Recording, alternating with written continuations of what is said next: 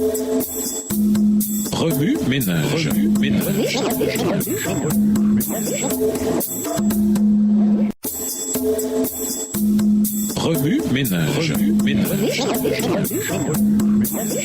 Bienvenue à notre émission Remue ménage. Nouvelle leçon de mercredi, invité, connecté à la vigne. Dans ses derniers moments avec ses disciples avant sa crucifixion, Christ a décrit à ses disciples le type de relation étroite qu'ils devaient avoir avec lui. Dans Jean 15, versets 1 à 11, Jésus a utilisé la métaphore des sarments tendres reliés à la vigne pour décrire à quel point nous dépendons de notre connexion avec lui. Remarquez le mot qui est répété non pas 2 fois mais 10 fois. Demeurer en Jésus, c'est vivre en étroite relation intime avec lui. Si nous demeurons en lui, nous produirons plus de fruits à long terme. Le fait de porter du fruit est la preuve que nous sommes connectés à la vigne et confirme que nous sommes ses disciples. Les fruits que Dieu cultive dans nos vies comprennent les fruits de l'esprit, Galates 5, les versets 22 et 23, et la moisson d'âme qui résulte de notre témoignage pour le Christ. Jean 4, les versets 4 et les versets 35 à 38. Nous portons du fruit pour lui rendre gloire et non pour nous-mêmes. Demeurer en Jésus signifie garder ses commandements, qui sont le reflet de son magnifique caractère d'amour désintéressé.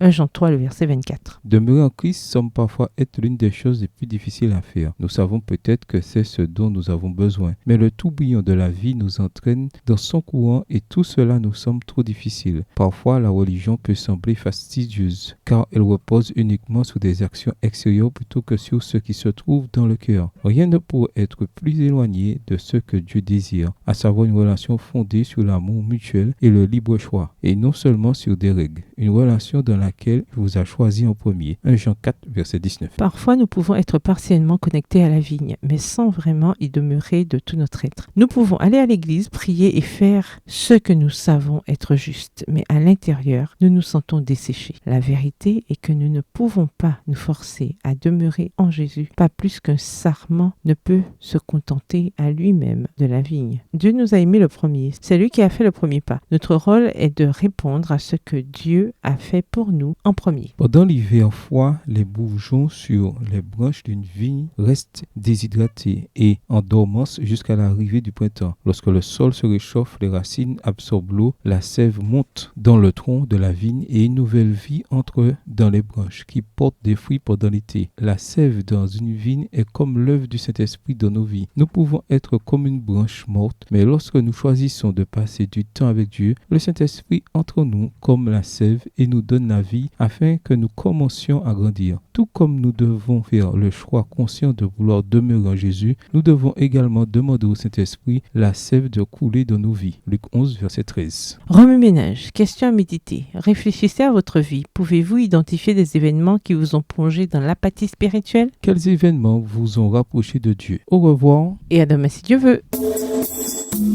Remue ménage. Remue ménage.